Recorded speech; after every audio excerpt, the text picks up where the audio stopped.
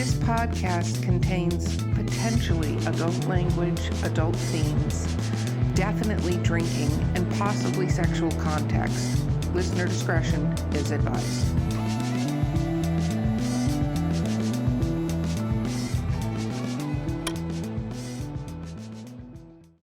Welcome to Drinking with Authors. Wow, that was very high. Welcome to Drinking with Authors, the Literary Briefs edition. I don't know why that sounded really loud in my head. I am your host, Erica Lance. Our sponsor today is Skunk Brothers Spirits, coupon code DWA10. Check them out. Don't forget to like and subscribe. My amazing co-host today, I just started coughing when I announced her name, Valerie Willis. Thank you for being here, my friend. What you talking about, Willis? Everyone's favorite co-host. Okay, I'll let you guys have a cage match about that. I'm not going to get in the middle of it. And our guest today is Carlyn Montes de Oca. Woo! Okay, let's talk about what we're drinking because I am almost done with now. I decided to do something very healthy. That is not medical advice, by the way, at all. Is this kombucha, which is a mixed berry. It's called Hum probiotic kombucha, but I put gin in the cup with it. So I'm very excited. This has been very tasty throughout this podcast. Val, what are you drinking? I'm out of Barefoot Fruscato Apple Edition. You're out of it. So that's I'm out of it. I'm gonna have to get more of this. They had a watermelon flavor and some other flavors. We may go down this path for a while. Okay. I think I'm proud of you. I don't know. I don't know what to call this. Pride or ashamed or embarrassment or I don't know. It's the only time I drink is when I'm on this podcast. So, and it shows. Just kidding. I'm not kidding. It totally shows. Carlyn, what are you drinking? Well, although I am actually familiar with that Hum, there's a pomegranate Hum that I really like. Ooh. I am drinking Flying Embers hard kombucha. I'm drinking the hard stuff. So yeah. I love Flying Embers. They do an amazing job with hard kombucha. But people have to actually have drunk real kombucha to drink that because that's real kombucha. Yeah. Yeah, I used to make my own and it was nothing like this. This is a cherry hibiscus lime. Ooh, I don't think I've had that one. That one sounds good. I've had the ginger one. Yes. Okay, so rapid fire questions. Are you ready, my friend? Yes, I am. Okay, what is your favorite book of all time? Oh, well, it's a trilogy. It's the Dark Matters trilogy, Philip Pullman.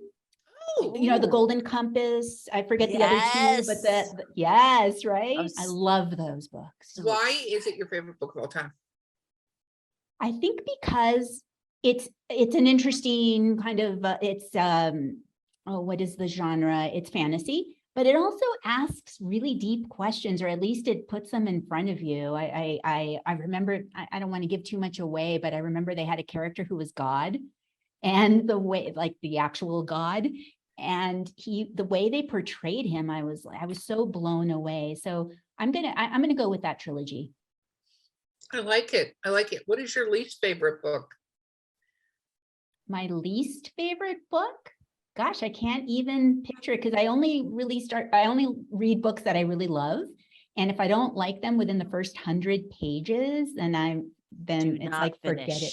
Yeah, I don't finish. But I will say this is really bad, but I love science fiction and fantasy, and I started reading the Dune series, and I just could not get past the first 100 pages. My friend who has read all 14 or I don't know how many, he's like, you're insane. You have to give it a chance. And I'm like, I read 100 pages. I can't get into it. I understand that because when the movie came out, me and my boyfriend do a lot of road trips. We drive a lot. So we listen to audiobooks when we do that. Yeah. So he said, I want to hear it because he watched the new Dune movie. He told me I need to wait till the next one comes out because I'll just be agitated because of where it ends off. But he's like, let's listen to the Dune book. So we listened to the Dune book, and I have to say, he was like, this jumps and things. And then we listened to this next one, and I've read like 3 or 4 of them. I haven't read all 14 of them. And he's like, what is happening? And I'm like, yeah, this is like hardcore, almost science fiction, because it gets into a lot of the little nitty gritty, and there's like science fiction fantasy, and then there's like science fiction fantasy. It's kind of like those that love Lord of the Rings. There's nothing wrong with it. No hate mail needed here.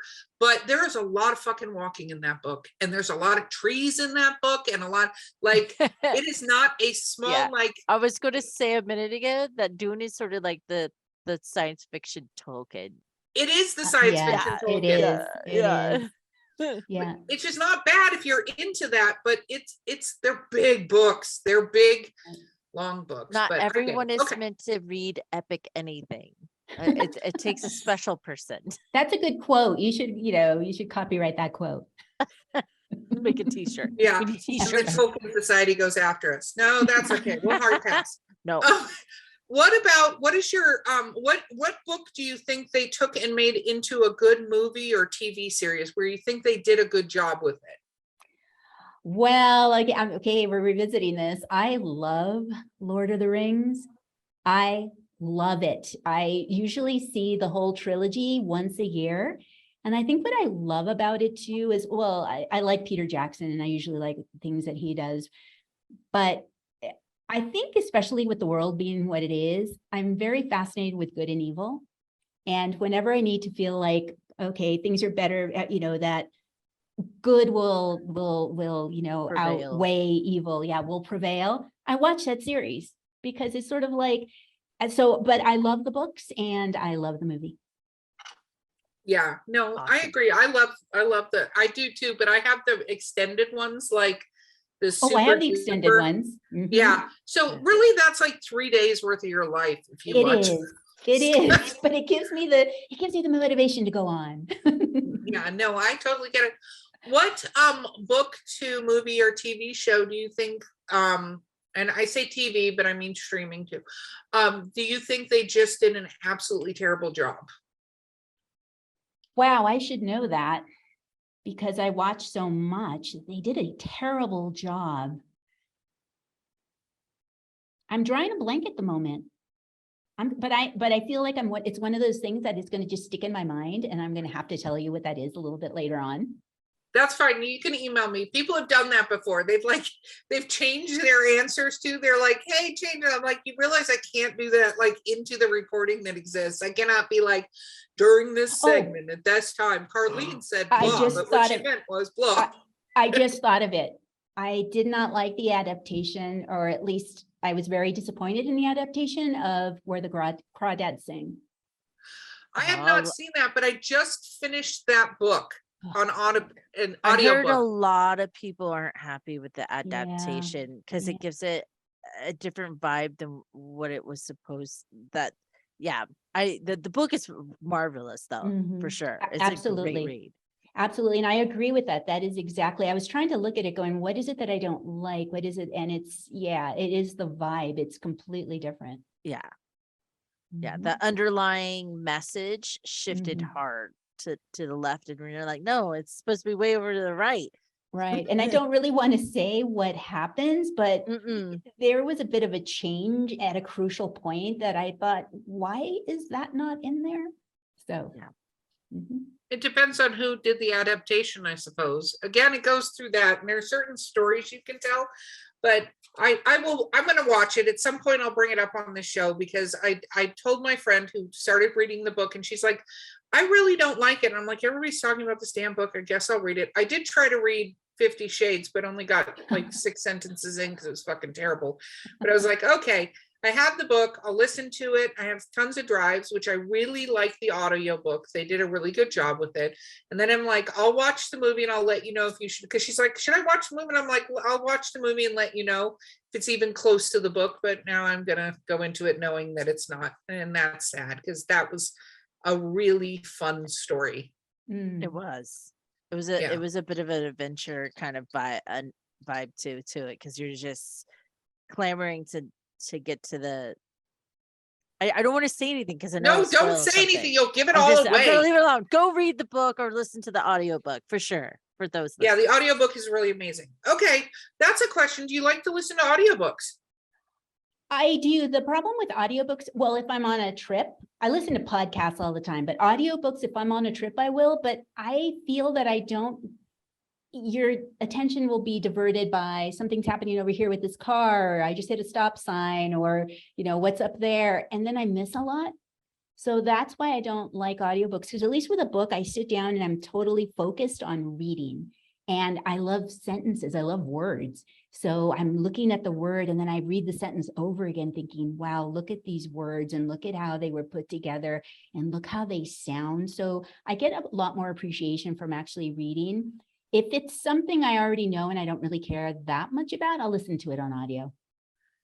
That makes sense. I love audiobooks. I use them when I'm doing chores and stuff. I don't know why people don't think of listening to podcasts or audiobooks when they're doing chores or puttering around the house or taking the dog for a walk. Like, there's so many chances that you have time that's not necessarily utilized by something else where you have to do something. But I don't think any of us super have to concentrate on our laundry. I think most of us got laundry down to a science, but you have to stand there and fold laundry. So you should listen to something while you're doing that. I know with me, I'll read the book because it's the same thing. I'm a very visual person, and I'm a slow reader. So I like to really digest and absorb a book.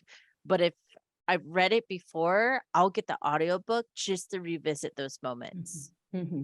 So that's what I've noticed I do. Yeah. And also sometimes, like, gosh, whoever they have gotten to, because for example, people have been reaching out saying, is there going to be an audiobook? Is there going to be an audiobook? And I think people really like, especially like if it's a memoir, an author, they feel more connected to them. Or yeah, it's a good actor and you're listening to these amazing performances. There have been audiobooks I've started to listen to that I'm like, I don't like this performance and I don't bother. No, it's true. People follow the narrators. It's you have to like a voice. It's very like, narrators are just as important as the actual book when it comes to audiobooks. And there are people that just follow narrators that want to listen to everything that narrator narrates because they enjoy that person's voice. Mm-hmm. So they could narrate a set of stereo instructions and they'll still listen to them. I think one of my favorites to date is The Alchemist, read by Jeremy Irons. Ooh, oh, yes. Jeremy Irons, what a voice. Oh, I know. I was like, wait, double take. And it's wonderfully, it's a wonderful listen. Mm-hmm, mm-hmm. Agreed. Okay, Val, ask a question. Ask a question. Oh man. So you say you have dogs and cats. Are you a dog person or a cat person? Well, I don't have cats right now. I did have them. They've all passed away. I don't know. I mean, I'm an animal person, so I love animals. Right now, I have this amazing dog, Grace, who I rescued from a really bad hoarding situation here in northern New Mexico. Ooh. And she's incredible. She's an amazing dog who shows me how, resilient animals can be. Just because she went through so much and she's completely different now and completely rehabilitated. But right now, actually, one thing about me is that we are planning in about 18 months to go and live in Portugal for 18 months. So, wow. Yeah. Wow. And what a great place to write, right? Yes. But we're taking Grace with us. So I can't have a lot of animals because I can't take them all with me. I'm going to take her with me. So yeah, so that's the deal. So right now I've just got Grace. How exciting. Very cool. So you're going to start writing into fiction and certain areas of fiction. Yes. What mythological or fantasy type creature would you be if you could be anything? Oh, I know, it's a good question. It is because there's so many. You asked the hardcore questions here. I'm trying to think because there's so many amazing creatures out there. I don't know. I'm totally, Lord of the Rings. I'll be an elf. I like it. I'll be Galadriel, in Lord of the Rings. Yeah. So not just an elf, like a super powerful.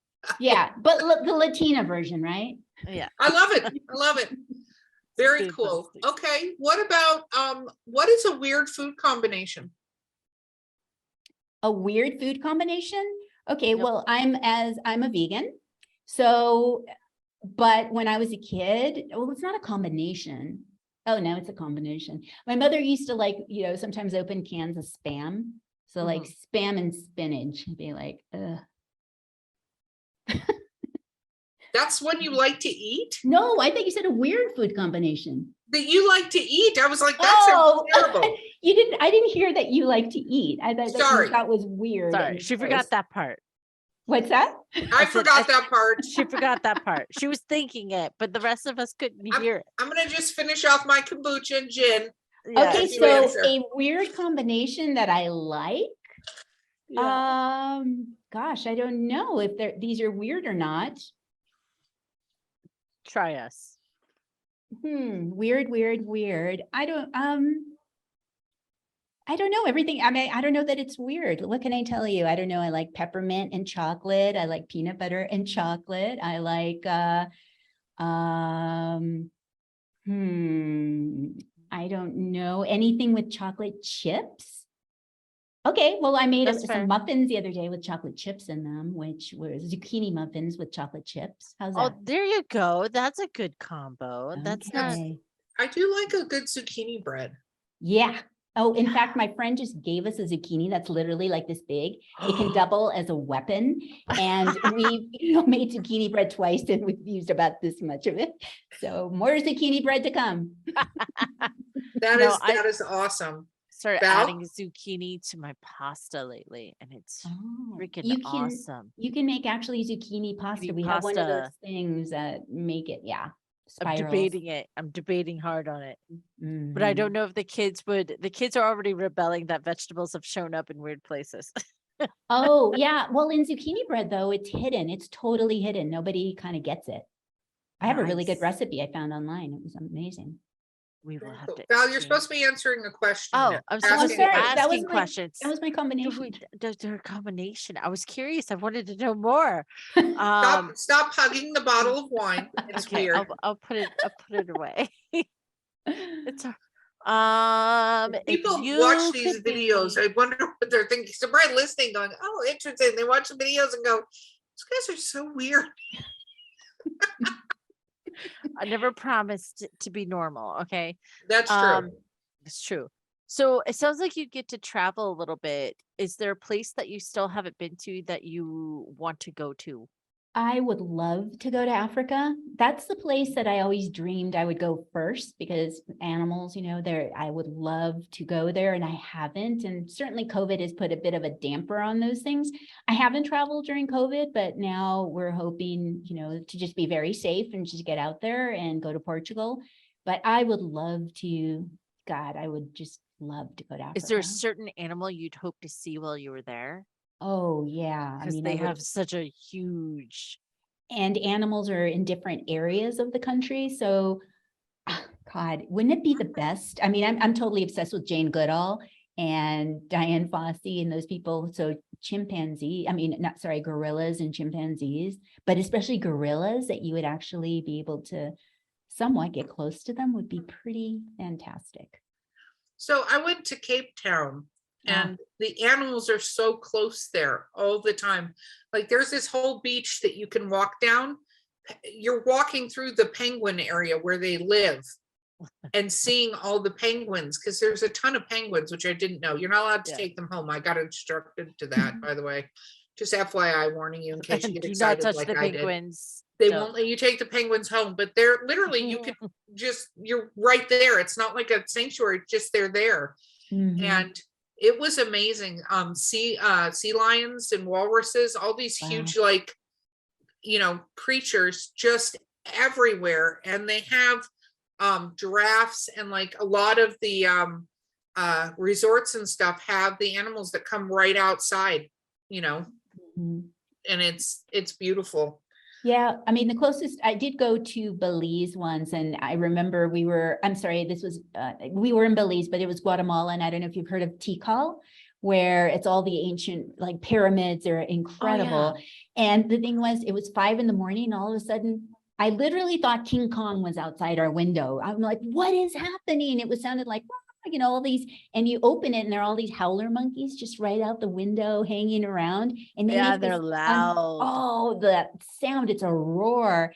So yeah, so I think I guess I picture, not that howler monkeys are in Africa, but I picture something like, Guatemala on steroids when I go to Africa with animals. Yeah, no, our Central Florida Zoo has some howler monkeys, and so the kids are encouraged to yell at Mm. the howler monkeys, and it rouses them up every time, and then you can hear them for miles outside the zoo. It's great. Very true. Okay. What is your favorite trope when you're reading? What is one of your favorite tropes to read? Well, I think it's a theme, but good versus evil, more or less. Okay. Yeah, that could cover a trope, right? That can Oh, cover many definitely. tropes, I think. Yes. Good Many, versus many evil. tropes. Good versus, and also evil Jedi versus being, Sith. what's that? I said like Jedi versus the Sith. Yes, yes. And well, and I come from that world too, because I actually worked at Lucasfilm for quite a while when I was back in the film editing days. Oh wow. Yeah, and I'm also interested very much in villains and the complexity of villains, because no villain thinks they're a villain.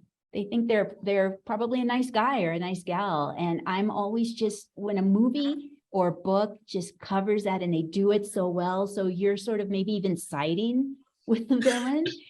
I love that. I love that whole just that exploration of villains. What is it? A villain is the hero of their own story. They're the hero of their own They are. story, and then in the Absolutely. paranormal romance and dark romance aspect, we kind of cheer along the hookup with the villain, because he'll let the world burn down while he rescues you. God, how confusing is that? He will Well, look at burn that like little curtain we pulled aside with you, Val. Look at that. Yes. Thanks for sharing. I can tell by the color Sorry. red she's turning that she didn't realize that led to what she was sharing, which is adorable. Aw. Adorable. Valid. What is your favorite reading medium? Do you like hardbacks, paperbacks, ebooks? Is there a preference? My preference is a book. I love to have a book. A hardcover is so nice. But I do like, when I'm reading nonfiction, I do like to read it on the Kindle, because I like to highlight as I'm going and save the notes for later. And so I do like the Kindle much more so than I ever thought I would. But for fiction, I love a nice hardcover book. Very cool. Very cool. Okay, Val, last question, my love. Last question. I get the last question. And it better not be stupid, because then I'm not going to Oh let you the my last question. god, the pressure. The pressure. The pressure is there. Oh, let's see. Oh, you mentioned that you like the whole Dark Matter series. If your Isn't it- soul could manifest into a creature, what creature do you suspect it would settle on? Oh, with the animals, you mean the demons? Mhm. It'd have to be a dog. It would have to be a dog, though. I wish I could be, because remember at the beginning of those books, as children, don't they change initially Yes. till they settle on something? And So then as an adult, it stops. it settles. Yeah. It So I guess I would settles. settle with a dog, but I would love the ride of going through all of the different animals as I was getting there. And maybe the dog is just made up of all the different animals in some ways. Which kind of dog? Oh, a rescue dog. An Doesn't absolute matter what kind. A No, Rescue dog? no. In fact, it's really funny. I had this weird dream last night where a woman came up to me with two golden retrievers, puppies. And she says to me, "Will you adopt these dogs?" And I said, "Oh," and they were so cute. And I said, "Yes, I would love to." I said, and I fed them and everything. But I said, everybody's going to want these dogs. I just want a dog that nobody else wants. Those are the dogs I'm going to adopt. So to me, it's like regardless of whatever they are, because I've never had a dog like Grace before. She's a cattle dog. I never had one before. So it's whoever I've made the connection with, whoever needs me the most, that's who I'm going to want to And be. that is how it ended up with Dudley. He was free to good home, 4-inch legs. He's half Basset Hound, half Pit Bull. Oh, He's the derpiest dog ever. We call him the furry coffee table. He sounds lovely. He is. The kids, it's cute because I'll see him and the kids piled there, and they're leaning on him like he's a pillow, and he just lays there. He enjoys those boys. So That's the best. He is very loud when he snores. I will tell you that. There have been many a podcast where in the background, Dudley is snoring on the podcast. I forgot he was in the office and we were doing an onboarding call, and Jen has a really long spiel, and Jen goes, and now she takes a breath and she goes, and now the last part, and all of a sudden I hear, and it disrupts the call, and it's the dog. And he's rolling on his back like, I can't. I know. I've been on podcasts like that where I didn't realize. And so I hear her snoring and I try to make sounds over here with, things I have so to block her out. But it doesn't work. It doesn't work. It's great. Oh my God, I love that. Okay. Carlyn, shameless self-promotion. I can use all of my words in the correct order. Where do people find you in your books? Yes, my name is Carlyn Montes de Oca. And if you look for me on any social media, I'm either at Carlyn Montes de Oca or Carlyn MDO. And my website, where I have all things, is animalhumanhealth.com. animalhumanhealth.com. I have a newsletter there. I have this really cool quiz that you could take if you would like, and all the updates for my book. I'm also a blogger, and I write about the animal-human bond, and it's called My Positive Lifestyle, and positive is, of course, PAWS. And I think it's a pretty inspiring blog about the animal-human health connection and love we have with our animal friends. So if you come to animalhumanhealth.com, you can sign up for that as well. Wonderful, wonderful. Thank you so much for being on the podcast with us. Thank you. And of course, I forgot to mention November 2nd, 2022 is my release of Junkyard Girl, a memoir of ancestry, family secrets, and second chances.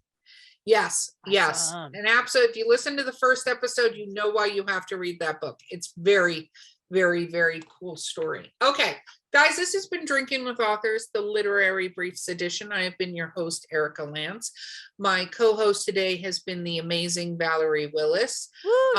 Don't forget to like, subscribe, and our sponsor has been Skunk Brothers Spirits, coupon code DWA10, and we will see you guys next time. See you guys.